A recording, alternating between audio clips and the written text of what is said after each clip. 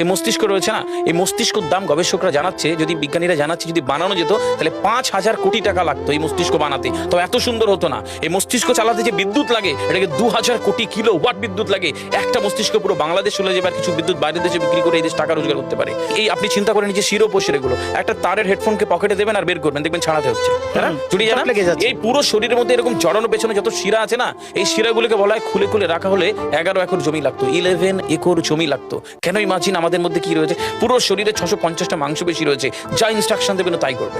আজকে একবার ভেবে না কাল একটা বাইক কিনবেন, হন্ডা কিনবেন, আপনি বাইরে বেরোবেন দেখবেন সব বাইকের দিকে নজর যাবে, এই বাইকটা ভালো, এটা সুন্দর, মাইলেজ ভালো, কোনটা ভালো, কি দেখবো। যতক্ষণ না কিনবেন মস্তিষ্ক আপনাকে ছাড়বে না, ও চিন্তা করতে থাকবে। ঠিক সেরকম একটা কমেন্ট যখন দিয়ে দেবেন, এই মস্তিষ্ক আপনাকে ওই কাজে এগিয়ে নিয়ে যাবে।